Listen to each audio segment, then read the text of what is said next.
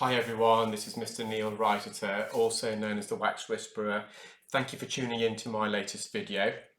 We have a client here who travelled from Swindon today to my clinic in Leicester.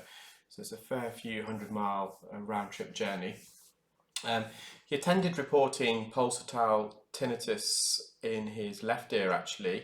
The pulsatile tinnitus wasn't cardio synchronized, so sometimes if you've got a blocked ear you can hear your own heartbeat, your pulse, and we call that cardio synchronized. Sometimes people also hear that if they've got a blocked carotid artery, so it's something that needs to be further investigated. Another reason for pulsatile tinnitus is a glomus tumour, which is almost a swelling developing behind the eardrum from the base of the ear canal, so from the base of the middle ear. But that will typically be visible. You'll see a large red swallowing behind the eardrum at the bottom, so inferiorly. Patient didn't have either of that, so we're hoping that just by removing the wax it's resolved his tinnitus. So this video is going to be most certainly appealing to those who love skin peels. So we're in the right ear here. I've removed a large chunk of wax, and the rest of the procedure is actually just dead skin that's just half shedded, so it's almost ready to be naturally removed on its own accord. But with this patient, I don't believe his ears naturally migrate skin. They just shed and they collect in the ear. And you'll see once I remove the dead skin from the ear canal, there's almost like a spider web appearance of his eardrum, because he's also got dead keratin, dead skin on his eardrum. So remember, the eardrum itself is also keratin, and that does shed skin, and that skin naturally migrates. Interestingly, if you were to put and I know that someone that has done this as part of their PhD studies on the anatomy of the ear canal and eardrum. They got some participants and they got a black permanent marker, and they made a mark on the eardrum, and then they asked that participant to reattend, I think every couple of weeks, and they took images of the ears, and what they found was that this black marker was slowly but surely migrating as the skin was migrating. So initially the black marker was on the center of the eardrum. 2 weeks later it was on one side of the eardrum, so the skin migrates to the sides. The following fortnight it was on the medial canal wall, so near the eardrum, and so on, until eventually that black marker was no longer visible. So just using a fine end tip, skin keratin can be really difficult to remove. This is depends what type. This patient had really sticky, adhesive dead skin, so you're really having to pull. It wouldn't really be causing him any symptoms at the moment, that dead skin. However, the reason for me trying to peel this is because there was also a layer of dead keratin on the tympanic membrane on the eardrum. So quite often to remove that, you also have to peel skin off the ear canal wall. The camera lens just got a bit foggy there, so I just came out and wiped it using an Alco wipe. And we're just going for the dead skin anteriorly, and superiorly, so to the roof. I had a comment the other day, someone was saying that I'm using all this audiological, I think they called it audiography terms when it should be audiological. You may have realised when I do narrate over the videos, I have got a varied kind of subscription base. So some are medical students, some audiologists, but also some people, members of the public. And whenever I'm trying to explain the anatomy of the ear, I feel as though, and I apologise if I don't, I always give, where possible, the medical name, but I then also repeat the kind of the more layman public name. So keratin is, we can call that skin, dead skin. Tympanic membrane is eardrum. Medial is when we're deep in the ear. Lateral is when we're in the outer part of the ear, so it's away from the midline. Anterior is to the front, posterior to the back, so that can vary. So in the right ear, as we are now, anterior is to the right, posterior is to the left, and that's the inverse when we do the left ear. Inferior is the bottom, so south, and superior is north, so the roof, and sometimes we call that the attic on the eardrum. So anyway, we're back. We can see this layer of skin being peeled off the tympanic membrane. They actually had, I think, a couple of layers. So this is the first layer of keratin that I removed. Still some at the top of the eardrum.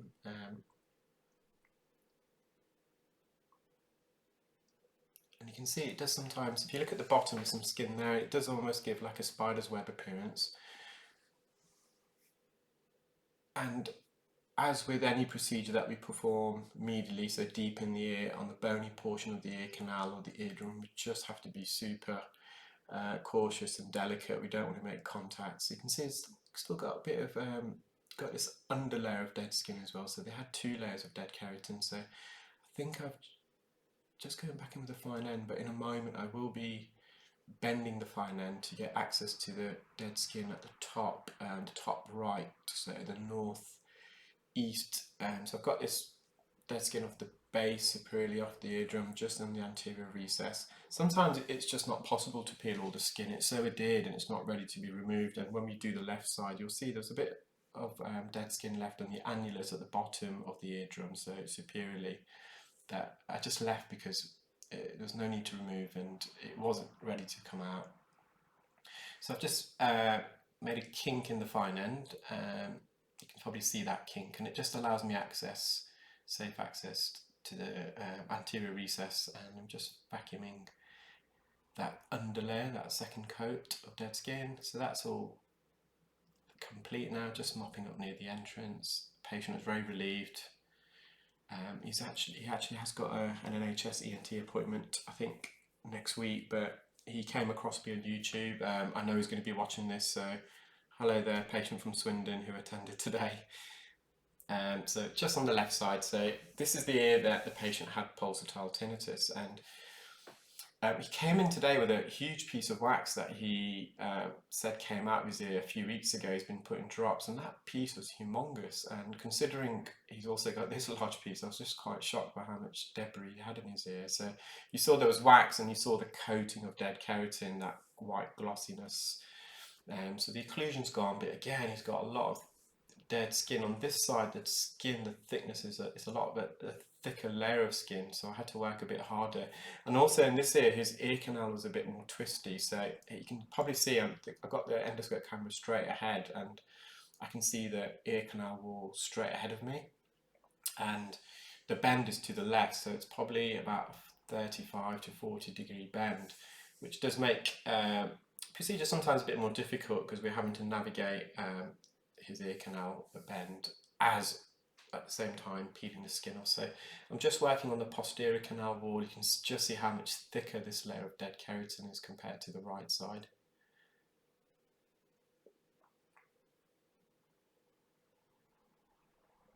And using the fine end gauge. The fine end is always the most recommended instrument to use with dead skin, unless it's really dry and crusted, where you can use forceps to remove.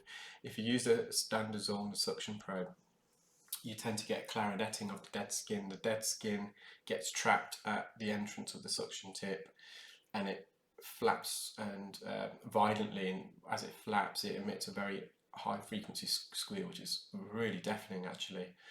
So remove the lateral, so lateral means near the entrance of the ear canal. Remove the majority of skin there. We're just on this inner medial layer, which is always a bit more difficult and complex because it is adhered to the bony part of the ear canal, and we want to avoid making contact with that, because the bony part of the ear canal, the inner 2/3, the layer of skin is only 0.1 millimeters, and there's no fatty tissue. It's literally skin directly on bone.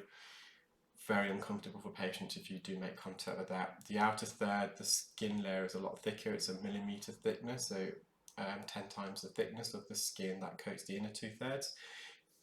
It's made up of cartilage and also a layer of fatty tissue, so it's got a buffer effect almost. If you wriggle the outside part of your ear, which is made up of cartilage, you'll see that's not painful unless you've got otitis externa, and inflammation or infection of the ear canal.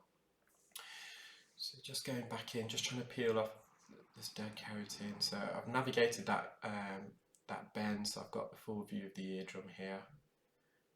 But he's also got a prominent anterior recess. So on the left hand side, so anterior, remember, it's the front part. So on the left side, it's to the in the left ear, the front is to the left, and it's the bone there kind of protrudes outwards, and then it curls back in, which creates a little cave, or what we call an anterior recess, to the left of the eardrum.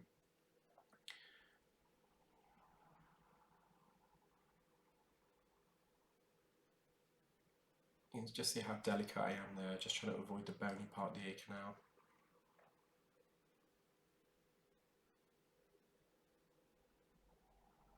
And it's, as I've said a few times before, it's never possible to remove every little grain of wax or fleck of dead skin.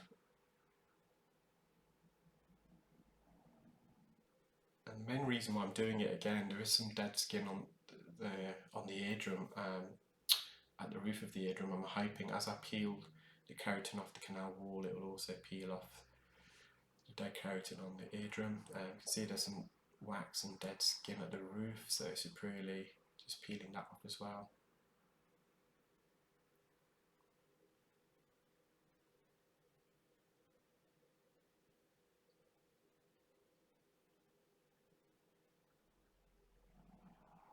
So keratin, it's almost like sticky tape. It's really adhesive. It does literally stick to the ear canal. So just going back in, just want to mop up some of this dead skin on the eardrum. It's not as bad as the right side. Again, so just going really deep. And it's just a bit in the anterior recess. Hard to get access there, so I left that. And again, this wasn't going to come out, so just decided to leave that in the end. We've done a good enough job already. We don't want to be over cute and cause trauma. Patient symptoms hopefully relieve themselves. So hope you enjoyed that video, guys. If you're watching on YouTube for the first time, please do subscribe to the channel, select the bell icon so you'll get notified as and when I upload new videos. Feel free to leave a comment, like the video, and similarly on Facebook, comment, like, share the video, and subscribe, follow and like. Thanks guys, bye.